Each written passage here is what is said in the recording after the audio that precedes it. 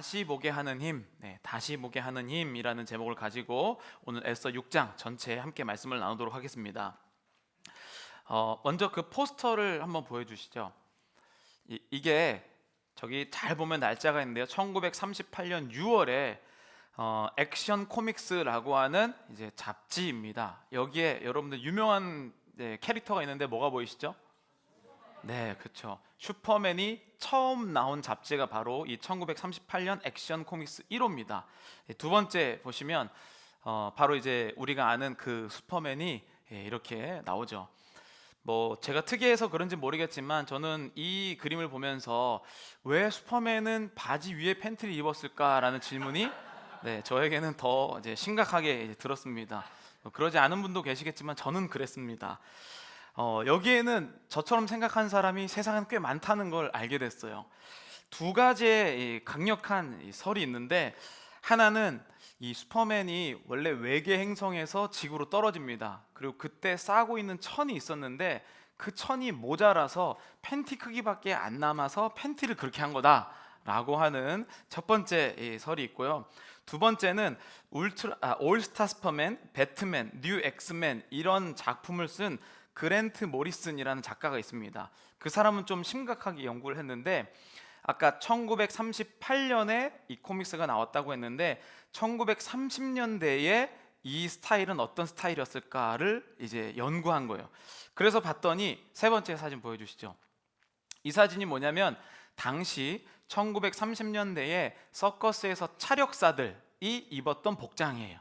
그래서 이 사람은, 그랜트 모리슨은 뭐라고 하냐면 이 당시에 힘의 상징은 팬티를 밖에 입는 거였다라고 해석을 해요. 저는 이제 그게 맞다라고 생각을 합니다.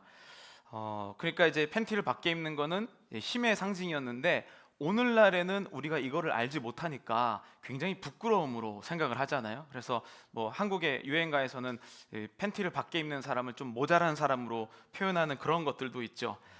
그러니까 그 당시에는 이게 이상한 일이 아니었는데 몇십 년만 지나도 미의 기준, 힘의 기준 이런 부분들이 바뀌었다. 그때는 힘이었는데 지금은 부끄러우고 민망한 모습으로 우리가 볼 수가 있습니다. 그렇게 하고 다시 슈퍼맨을 보니까 그렇게 부끄러운 것 같지는 않아요. 저것은 힘의 상징이다라는 것을 알 수 있게 됐죠. 왜냐하면 슈퍼맨의 옷을 다시 보는 힘이 우리에게 생겼기 때문이에요. 여러분 혹시 하나님의 마음이 궁금하시다면 내가 필요한 하나님 말고 하나님이 우리에게 자신을 계시해 주고 싶어 하시거든요. 자신을 알려주고 싶어 하시는데, 내가 바라보고 싶은 하나님 말고 하나님이 우리에게 알려주고 싶은 하나님을 다시 바라보는 축복이 여러분들의 있기를 간절히 축복합니다. 그래서 저는 오늘 예배가 끝나면 여러분들 이렇게 기도하셨으면 좋겠어요. 하나님을 다시 바라보는 힘을 저에게 주시옵소서. 또는 하나님, 저 자신을, 세상 사람들이 나를 이미 낙인 찍어 놓았거든요. 건강이 안 좋은 사람, 힘이 없는 사람, 때로는 뭐 여러 가지 이미 낙인 찍힌 나를 다시 보게 하는 힘을 달라고 여러분들 그렇게 기도하시기를 간절히 원합니다. 약간 비슷한 것이 우리가 몇 주 전에 하나님 나라의 시인이라는 제목을 가지고 말씀을 나누었죠. 그때 설교 마지막쯤에 우리가 같이 읽었던 시가 있습니다. 다시 한번 저희가 볼까요? 고운이라는 시인의 그꽃이라는 시죠. 분명히 올라갈 때는 보이지 않았는데 내려올 때는 이미 있었던 그 꽃을 보이기 시작했다. 그래서 이렇게 시는 이야기합니다.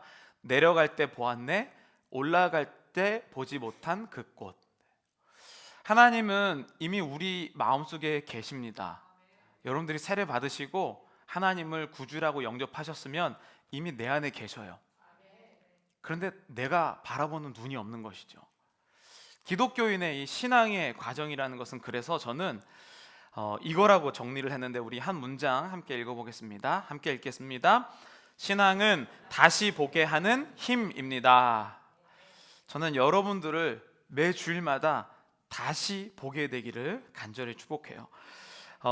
굉장히 유명한 말씀인데요. 신약성경 누가복음 4장 18절 저희가 함께 읽어보도록 하겠습니다. 읽겠습니다. 주의 성령이 내게 임하셨으니 전하게 하시려고 내게 기름을 부으시고 나를 보내사 포로된 자에게 자유를, 눈먼 자에게 다시 보게 함을 전파하며 눌린 자를 자유롭게 하고. 아멘. 여러분, 이 말씀은 신약 누가복음이잖아요. 이 누가복음은 예수님께서 구약에 있는 메시아에 관한 말씀을 그게 바로 나다라고 소개하는 말씀이 바로 누가복음입니다. 근데 그 예수님을 나다라고 맞이했을 때 어떤 일들이 일어나냐? 이런 일들이 일어난다라고 하는 게 누가복음 4장 18절인데, 그 중에서 눈먼 자를 다시 보게 한다라는 이 부분이 저는 크게 좀 다가왔습니다.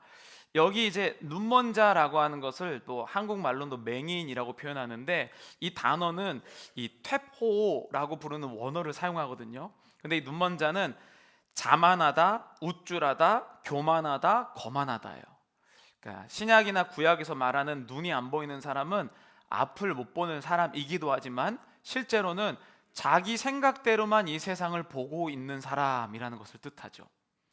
저는 기독교인은 여러분들이 어떤 상태로든지 하나님을 믿으러 이 전에 오시지만 하나님께 은혜라는 것을 받으면 기도 제목이 바뀐다고 생각해요. 왜냐하면 보이는 게 다르거든요. 그래서 이 눈먼 자가 특별하게 다시 보게 한다라고 표현을 하거든요. 그 다시 보게 한다는 것은 또 두 단어가 합쳐져 있는데, 위로 향하다라고 하는 아나, 그리고 주목하여 보다 블레포. 그래서 위를 주목하다, 어디일까요? 하나님을 다시 주목하여 보는, 다시 보게 하는 힘을 이야기를 합니다. 그래서 기독교인들은 원래 있었던 어려움이나 상처나 아픔들을 하나님 바꿔달라고 처음에는 많이 기도를 합니다. 그런데 여러분 잘 아시다시피 우리가 정말 바꿔달라고 많이 기도를 했지만 바뀌지 않는 것들도 생각보다 많이 있어요. 그런데 그때 하나님 우리에게 어느 종류의 응답을 해주시냐면, 그 상황이 바뀌는 것이 아니라 내 아이의 눈을 다시 볼 수 있도록 바꾸어 주신다는 것이죠. 슈퍼맨이 더 이상 부끄럽지 않고 힘의 상징으로 보이는 것처럼 하나님이 나에게 능력을 주시면 내 자신이 더 이상 부끄럽지 않고 내 자신이 하나님의 자녀로 보이기 시작합니다. 여러분, 하나님은 그래서 지금도 나를 존귀하게 여기시기 위해서 이 자리로 초대하신 거예요. 사실 이제 이민 사회를 살다 보면 조금 힘든 점들 있죠. 가장 이제 한국에서 오래 살다 오신 분들은 정말 언어의 문제가 정말 쉽지 않습니다. 언어가 의사소통이 안 되는 것을 떠나서 자존감이 좀 낮아지는 경우가 많아요. 여기 한국에 사실 때 막 말을 못해서 막 당황하거나 자신이 막 불행하다고 느끼신 적은 별로 없으시잖아요. 근데 미국 오니까 내가 말을 못하는 것 때문에 자존감이 막 내려가기 시작하고, 또 한국에서는 말 못하는 것 때문에 문제 생긴 적이 없는데 여기는 왠지 제가 막 손해보는 듯한 느낌을 많이 받기 시작해요. 서류 하나 만들러 가는데 뭘 모르는 것 같아갖고 막 또 다시 줄 서고 내일 다시 가고, 마치 초등학교에 다시 입학한 것처럼 손수건을, 콧물 올리는 손수건을 여기 넣어서 미국에 그렇게 살아야 되는 것처럼 우리가 그런 감정을 느낄 때가 많이 있습니다. 근데 점점 이제 나이를 먹고 연세가 들어가시면서 느끼는 감정들은 비슷한 시기에 이민이 왔는데 잘 되는 사람들을 보면서 또 자존감이 무너지고, 또 내 나이 또래가 한국에서 또 행복하게 사는 것처럼 보여서 또 마음이 무너지는 경우가 굉장히 많습니다. 그런데 여러분, 걱정하지 않으셨으면 좋겠습니다. 왜냐하면 오늘 다룬 에스더 6장이 바로 이렇게 본인을 생각하는 그러한 자들에게 하나님이 우리는 모를지라도 준비하고 계신다라는 것을 알려주는 본문이기 때문이죠. 여러분, 이 당시에 제가 몇 주 동안 반복해서 말씀드리고 있는데 이미 게임이 끝난 상황이다 라고 말씀을 드렸어요. 왜냐하면 하만이라는 사람은, 여러분 우리가 지난번에 말씀드린 것처럼 아말렉 전투 있죠. 아론과 훌이 모세의 손을 받쳐서 손이 내려가면 지고 손이 올라가면 이기는 그 전투 때 나왔던 것이 바로 아말렉이었습니다. 그런데 지금 유대인을 죽이려고 하는 페르시아 나라의 2인자 하만이 그 아말렉의 자손이잖아요. 그리고 모르드게는 사울 왕의 자손. 그래서 지금 유대인과 아말렉의 싸움인 것이죠. 그러니까 단순히 누가 누구를 미워하는 것이 아니라 굉장한 영적인 전쟁이 이루어지고 있는 상황입니다. 그런데 이 하만이 페르시아의 아하수에로 왕 두 번째 2인자가 되면서 유대인들을 죽이는 법령이 배포가 되었습니다. 12월 달이 되면 이제 유대인들은 모두 다 재산을 빼앗기고 죽는 상황이에요. 심지어 12월 달이고 1월 달에 법이 반포됐기 때문에 12개월 동안 유대인들은 어떠한 어려움이 있습니까? 동네 사람들이 우리 집을 보면서 저 물건 자기가 가져가야지 12월 달이 되면, 이렇게 비참한 인생을 살고 있는 게 지금 유대인들의 이 상황이에요. 그럴 것 가운데 이미 법령이 반포됐는데 왜 게임 끝이냐면, 여러분 이 당시에 아하수에로 왕, 페르시아의 왕은 이들이 보기에는 신입니다. 신, 일반 사람이 아니에요. 근데 신은 특징이 있어요. 실수하지 않습니다. 그래서 신이, 실수하지 않는 신이 발표한 법은 취소를 못하는 거예요. 취소하면 신이 실수한 게 되니까. 그러니까 이미 법령이 발표됐다라고 하는 것은 유대인들은 그냥 죽을 날만 기다리고 있는, 이미 다 정해진, 오늘날 세상에서 내가 조금 아프면 인생 끝난 것처럼, 내가 사업에서 망하면 다시는 일어나지 못할 것처럼, 내가 뭐 학력이 안 좋고 출신이 안 좋으면 당신은 거기서부터 벗어날 수 없다라고 완전 낙인 찍은 것과 똑같은 상황이에요. 이미 완전히 끝난 상황이었죠. 저도 몸에 상처들이 있거든요. 어렸을 때 뭐 여기 무릎에 엄청 크게 찢어진 상처가 있어요. 초등학교 때 있는 상처였는데 한 초등학교 때, 중학교 때, 고등학교 때까지는 이 상처를 가리느라고 막 되게 바빴습니다. 근데 이 상처를 더 이상 부끄럽지 않다라고 내 눈이 바뀌니까 더 이상 이 상처를 가리지 않기 시작했어요. 하나님이 우리를 인도하신다는 것은 상처가 없는 인생이 아니라 그 상처가 하나님의 작품이 될 수 있다라고 하는 그 놀라운 섭리가 여기 있는 것이죠. 사형 날짜만 기다리고 있는 이 유대인들의 인생에 하나님이 다 준비하고 계심을 본문을 통해서 이야기를 합니다. 여러분, 제가 예전에, 우리가 지금 6장인데요, 에스더 2장 마지막 절을 다룰 때 이미 모르드게는 엄청나게 큰 일을 행했습니다. 우리 함께 읽어보겠습니다. 에스더 2장 21절부터 23절입니다. 모르드게가 대궐문에 앉았을 때에 원한을 품고 아하수에로 왕을 암살하려는 음모를 꾸미는 것을 알고 왕후 에스더에게 알리니, 에스더가 모르드게의 이름으로 왕에게 아뢰는지라. 조사하여 실증을 얻었으므로 두 사람을 나무에 달고 그 일을 왕 앞에서 궁중일기에 기록하니라. 아멘. 여러분, 이 당시는 왕의 여러 임무들이 있었지만, 전쟁도 하고 뭐 다스림도 있고 회의도 하고 여러 가지 했었지만, 제일 중요한 게 왕의 목숨을 지키는 일이었습니다. 그만큼 가장 중요한 일이었죠. 그래서 왕의 목숨을 구했다 그러면 우리 오늘 본문에 있는 것처럼 존귀하게 여기고 직분을 주는 존귀와 관작의 상을 받아야 되는데, 우리가 에스더 2장 마지막 절 다룰 때 하나님의 인정 욕구, 그렇죠? 사람에게 인정을 받는 인생이 아니라 하나님의 인정을 받으면 왕이 상 베풀지 않아도 괜찮은 사람 모르드게, 이렇게 얘기를 했습니다. 모르드게는 실제로 왕이 페르시아에서 가장 큰 상을 줘야 되는데 이때 못 받은 거예요. 저는 이 말씀을 보면서 어떻게 우리 인생이랑 그렇게 똑같은지 몰라요. 여러분, 한번 막 전도하거나 하나님의 일을 하거나 아니면 직장에서 내가 막 잘했을 때가 있어요. 근데 다른 사람이 잘할 때는 바로바로 막 승진하고 막 잘 되고 막 교회에서 막 박수 쳐주고 그러는데, 내가 잘할 때는 아무도 모르게 은근슬쩍 지나갈 때가 나만 느끼죠, 그렇죠? 그때 막 교회를 떠날까, 직장을 그만둘까, 이런 생각은 여러분들은 안 하겠지만 그게 앙금으로 남아있기 시작합니다. 근데 모르드게는 그게 앙금으로 남아있지 않았어요. 왕이 왜 나에게 상을 주지 않을까? 이 당시에는 정말 큰 상이었거든요. 거의 아마 이게 상을 줬으면 하만이 아니라 모르드게가 그 자리에 가 있을 수도 있습니다. 그 정도로 큰 상이었죠. 근데 하나님은 그때 안 주셨다는 거예요. 이게 좀 이상하지 않나요? 여러분들 인생 가운데 분명히 내가 받을 만한데 받지 못했다라고 하는 것은 하나님의 계획이 얼마나 더 치밀한지를 알려주고 있다라는 것을 확인하셔야 돼요.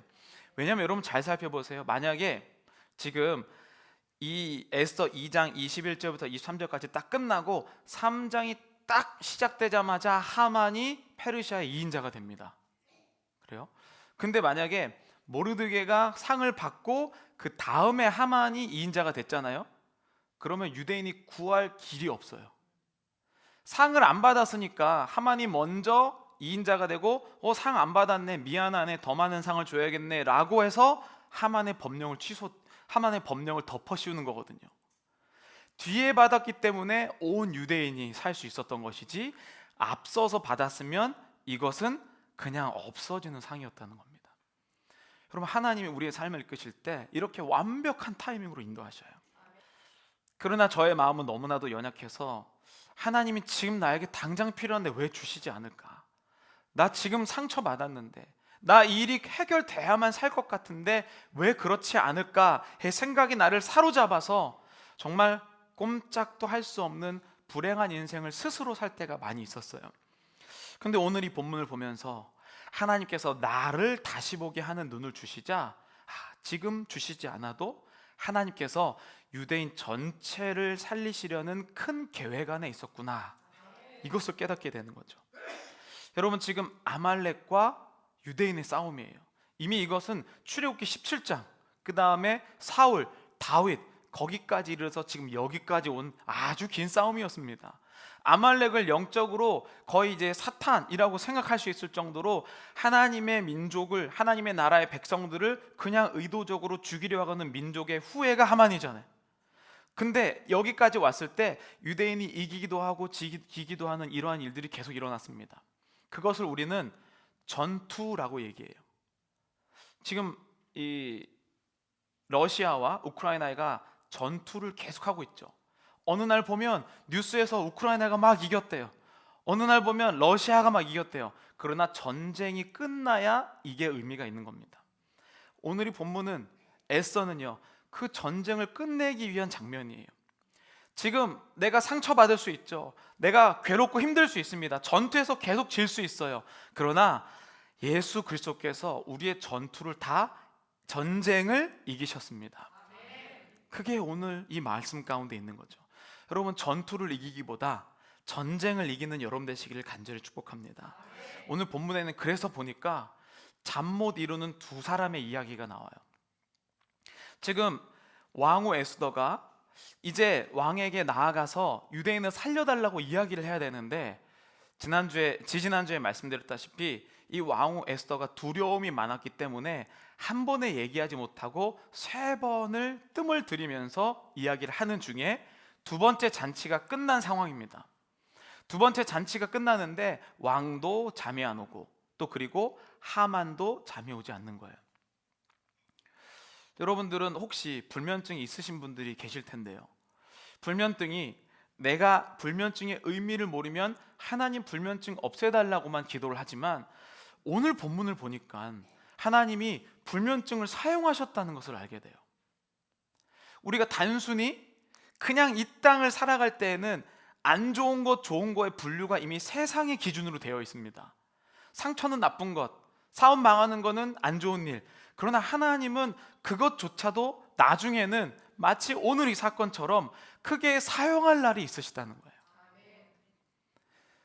여기 두 종류의 불면증이 있죠. 하나는 아하수에로 왕인데, 아하수에로 왕은 하나님의 사람이 아닙니다. 에스더를 읽으면 읽을수록 이 사람 꼭 하나님 만났으면 좋겠다는 생각이 정말 많이 들어요. 정말 아하수에로 왕을 여러분들 1장부터 저희가 계속 나눴던 것을 읽어보면 하나님만 있었으면 이 사람의 인생이 정말 달라졌을 거라는 생각이 드는 그런 인물이에요. 근데 하나님께서 이 아하수에로라는 하나님의 사람이 아닌 사람을 사용하셔서 존귀와 관작을 베푸시려고 합니다. 하필 잠이 안 와요. 근데 그 잠이 안 오는 날에 궁중일기를 읽는 겁니다. 근데 그 궁중일기를 읽는 중에 본인이 예전 모르드게에게 상을 안 준 것을 다 깨닫기 시작하는 거예요. 그때부터 이 사람의 불면증은 뭐로 바뀌냐면, 정말 미안하다. 그리고 여기에는 최면 문화가 있었습니다. 페르시아의 왕은 잘 베푸는 왕이라는 그런 의미가 여기에 있었어요. 그러니까 이것 부끄럽기도 하고 어떻게 이걸 해줄까, 처음 받아들 줄 상보다 지금 여기에서 본인의 체면이 깎이고 미안한 마음과 해서 어떻게 이것을 갚을까가 엄청 높이 고민하는 시간이 된 겁니다. 여러분, 하나님께서 우리에게 준비하시는 형태가 이런 형태예요.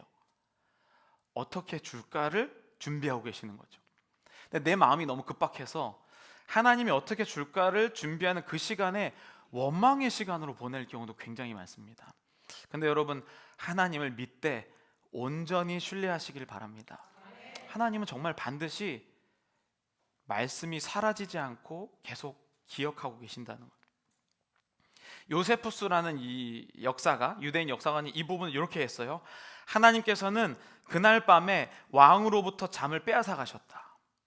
여러분, 잠이 오지 않는다면 거기서 스트레스 받지 마시고 하나님이 왜 나에게 지금 어떤 말씀하시려고 잠이 오지 않는가. 사무엘도 그랬잖아요. 엘리 제사장이 부른 줄 알고 갔지만 하나님이 부른 것. 우리는 불면증이라는 이 아주 안 좋은 정의만 갖고 있지만 하나님이 우리의 불면증을 사용하실 때 그 속에서 정말 꿀처럼 다른 하나님 말씀이 들릴 때가 있어요. 저도 되게 예민해서 말씀드렸잖아요. 귀에 항상 뭐를 꽂고 안대를 껴야지만 잠을 자요. 그래서 저희 아내가 뒤척일 때 깨는 경우도 있어요.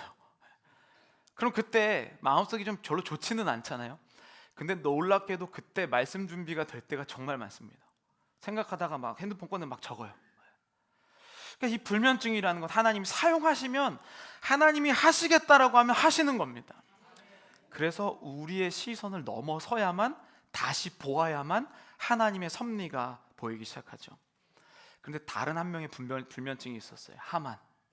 하만의 불면증은 뭐냐면 이 모르드게가 자기한테 인사 안 하는데 이걸 어떻게 갚을까, 어떻게 복수할까의 불면증이었어요. 여러분, 한번 내면을 살펴보시죠. 여러분들의 불면증은 어디에 가깝습니까? 낮에 그 사람이 나에게 막말한 것 때문에 스트레스 받아서 막 거꾸로 솟아서 잠 못 자는 불면증입니까? 이 두 불면증이지만 어떻게 사용되었느냐에 따라서 그 불면증이 완전 다른 결과를 갖고 왔어요. 여러분, 내가 낮에 당한 그런 무안과 때로는 어려움 때문에 그것을 복수하고자 밤새 잠을 이루지 못하면 여러분들의 인생에는 무엇이 남아있을까요? 저는 그것이 아니라 하나님께서 어떻게 내가 베풀까를 고민하는 여러분 되시기를 간절히 축복합니다. 그러는 중간에 이 하만은 결국 잠을 이루지 못하고 아침 일찍부터 왕궁 근처에서 이리저리 혹시 왕이 안 나오나, 내가 이 모르드게를 당장 죽여야겠다고 왕에게 말씀드려야겠다라고 거기에 와 있는 상황이에요. 왕은 어떤 상황입니까? 이 모르드게 어떻게 상주지 하고 나왔는데 어떻게 죽이지 하는 사람과 만난 겁니다. 참 기가 막힌 상황이죠. 그래서 이 하만은 기분이 들떴어요. 이제 왕에게 내가 어떻게 복수할까를 꿈꿨는데 하필 왕이 뭐라고 얘기합니까? 여기 존귀한 자가 있는데 이 존귀한 자에게 어떻게 베풀어줬으면 좋겠냐라고 하만에게 물어본 겁니다. 하만은 김칫국을 맞아서 이게 나다 라고 생각하고 뭐 말을 태워서 사람들 앞에 돌아다니고 왕의 존귀하게 여기는 자가 이런 자다 라고 막 들떠서 얘기했는데 알고 보니 그게 자기가 죽이고자 하는 모르드게에게 해야 할 일이 된 거예요. 그래서 6장은 실제로 하만이 정말 열이 받아서 모르드게를 말 태우고 궁전을 돌아다닌 이야기가 끝이 납니다. 하나님 우리를 사랑하시고자 작정하면 나의 원수를 통해서도, 나를 원수의 발등상에서도 하나님의 잔이 막 넘치는 놀라운 일들이 일어납니다. 그게 바로 오늘 본문 4절 5절이죠. 함께 읽겠습니다. 왕이 이르되 누가 뜰에 있느냐 하매 마침 하만이 자기가 세운 나무에 모르드게 달기를 왕께 구하고자 하여 측근 신하들이 아뢰되 하만이 뜰에 섰나이다 하니 왕이 이르되 들어오게 하라 하니 이 일이 이루어지고 결국에는 월받는 마음으로 하만이 집으로 돌아가게 돼요. 그런데 하만이 집에 돌아가서 내가 이런 일이 있었고 이런 일이 있었고 이런 일을 있었고 라고 하는데 여기에서 놀라운 사건이 일어납니다. 13절에 보면 자기 가족과 친구들에게, 아주 측근이겠죠. 여러분, 페르시아의 2인자면은 참모진이 굉장합니다. 이렇게 얘기하는 거예요. 13절 함께 읽겠습니다. 자기가 당한 모든 일을 그의 아내 세레스와 모든 친구에게 말하며 그중 지혜로운 자와 그의 아내 세레스가 이르되 모르드게가 과연 유다 사람의 후손이면 당신이 그 앞에서 굴욕을 당하기 시작하였으니 능히 그를 이기지 못하고 분명히 그 앞에 엎드려지리이다. 아멘. 여러분, 여기서 저는 이것에 주목했는데 그 문장이 바로 이겁니다. 능히 그를 이기지 못하고 분명히 그 앞에 엎드러지리이다. 여기 이게 무슨 뜻인지 아세요? 친구 중에 지혜자가 있었는데 이 지혜자가 모르드게가 유대인이라는 말을 들은 거예요. 너 지금 유대인이랑 대결하는 거야? 그러면 네가 죽을 거야. 이 얘기를 하는 거거든요. 왜 이런 얘기를 했을까요? 그게 바로 출애굽기 17장에 나왔던 하나님의 말씀 때문이에요. 하나님이 이 아말렉은요, 내가 아말렉을 없이하여 천하에서 기억도 못하게 하리라라고 하는 말씀은 사라지지 않았거든요. 여러분, 하나님은 말씀은 사라지지 않습니다. 그래서 그 지혜자가 그것을 기억하고 그 상황이라면 네가 죽겠네 라고 하나님의 말씀을 인용하여 그에게 들려준 사건이죠. 그리고 14절 오늘 마지막 쭉 보잖아요. 13절, 이게 13절 14절에 보면 그런 충격의 말을 듣는 중에 갑자기 왕궁에서 하만을 빨리 모셔갑니다. 죽으러 가는 길이죠. 여러분, 하나님의 말씀은 결코 사라지지 않는 것처럼 하나님은 여러분들의 고통을 잊지 않으십니다. 내가 하나님을 믿을 때 때로는 기독교인으로 산다는 게 어쩔 때는 조금 무식해 보이는 경우도 많이 있어요. 다 편법 써서 이렇게 하는 거다, 이렇게 하면 안 된다 라고 할 때 하나님이 내 안에 계셔서 조금 손해보는 경우도 많거든요. 그러면 하나님이 어떻게든지 보상해 주는 것을 우리가 바라지만 못 받을 때도 많아요. 그러나 여러분, 하나님은 결코 그런 하나하나를 잊고 계시지 않으시다는 것이죠. 여러분, 우리가 하나님의 시선으로 바뀌면 분명히 나에게 손해이고 내가 보상받지 못했다고 하는 그 일이 하나님이 기억하셔서 반드시 다르게 보일 날을 허락하십니다.